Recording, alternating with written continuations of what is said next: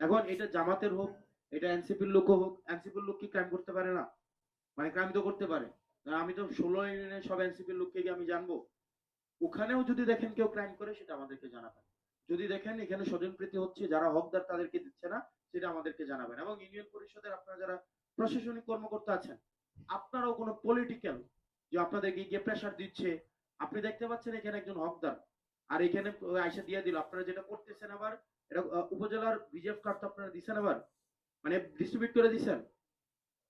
Distribute যদি না করে থাকেন, আপনারা যে কাজটা করতেছেন না খারাপ করতেছেন, আমার কাছে খবর আসতেছে আপনারা কি করেন, ওই এলাকার 15-20 জন পলিটিক্যাল মানুষকে ধরছেন। যেমন আমি জাফরগঞ্জ ইউনিয়নের কথা বলি, জাফরগঞ্জ ইউনিয়নে একটা মিটিং হয়েছে, ওই মিটিং এ কি করছেন আপনারা, জাফরগঞ্জ ইউনিয়নের আপনারা কি করছেন, আপনারা হচ্ছেন প্রত্যেক ওয়ার্ডে ওয়ার্ডে 2-1 জন করে হচ্ছে পলিটিক্যাল মানুষ সিলেক্ট করছেন, তাকে 20টা 30টা করে কাট দিচ্ছেন। এটা উচিত হয়নি।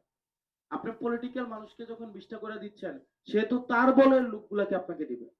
আপনি ওই 9 নম্বর ওয়ার্ডে একজন পলিটিক্যাল লোক, সে হোক বিএনপি হোক জামাত হোক এনসিপি হোক, আপনার তো কাজ এটা না যে তাকে 10টা কার্ড দেওয়া, কেউ 5টা কার্ড দেওয়া, কেউ 3টা কার্ড দেওয়া।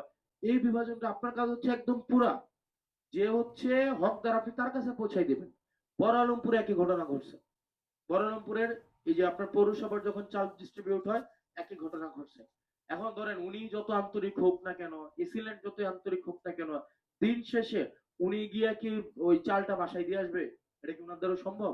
এখন আপনারা যদি, আপনাদেরকে বুঝাই দিছে 1000 কার্ড 2000 কার্ড, আপনারা কি করতেছেন এগুলা 1000 কার্ড রে আপনারা 5 জন 10 জন রে আপনি বাইরে দিচ্ছেন, পলিটিক্যাল পার্সন ধরে ধরে দিচ্ছেন, এটা ক্রাইম করতেছেন। এটা কোনোভাবে এটা টলারেবল না।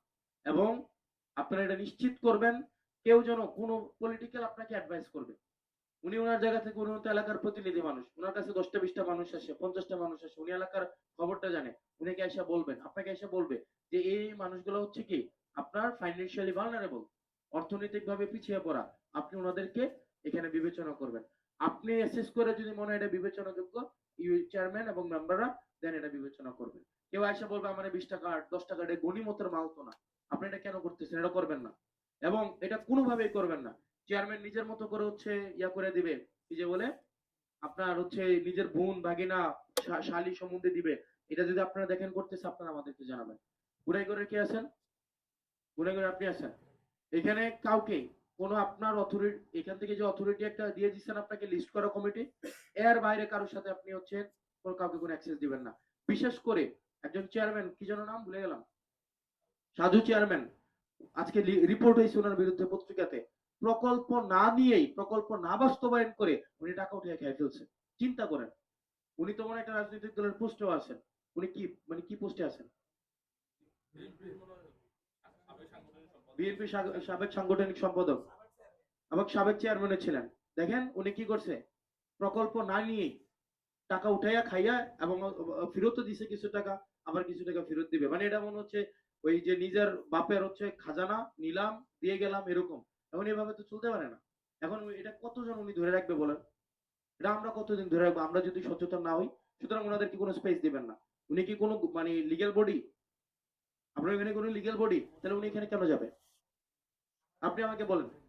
উনি তো ফটোকপি করে ফ্যামিলি কার্ড ছাপাইছে। উনি ফটোকপি করছে না ফ্যামিলি কার্ডের, মানে বাটপাড়ির কি পরিমাণ একটা মানে লেভেল থাকে। উনি ফ্যামিলি কার্ডের ফটোকপি করে ফেলছে, টিসিবি কার্ড না, ওটা ফ্যামিলি কার্ডও করছে। আপনার কাছে মনে এটা আসে নাই? উনি ফটোকপি করছে, বিতরণ হয় নাই। আর উনি কি করছে, ওই কাগজে মানে কম্পিউটারে টাইপ করছে ফ্যামিলি কার্ড, লিখে নাম ঠিকানা বাপের নাম নাম, দেন এটাকে প্রিন্ট করছে, প্রিন্ট করে এটাকে ফটোকপি করে দিচ্ছে যে আসলে ইয়া দিবে। এবং এগুলো আমাকে ওই যে টিসিবি কার্ড গুলো আমার কাছে ওই দিন রিপোর্ট আসছে। এই লোকগুলা কি কেন আপনারা স্পেস দেন না? বদনাম কার হয়? যেমন কালকে পত্রিকায় রিপোর্ট আসছে কি প্রকল্প না দিয়েই টাকা উঠাই ফেলছে, তো দুষ্ট আসছে আমার উপরে, মানে দোষ আসছে আমার উপরে যে আমি প্রকল্প না দিয়ে হচ্ছে টাকা উঠে ফেলতেছি। এটা আমার উপরে দোষ আসতেছে না?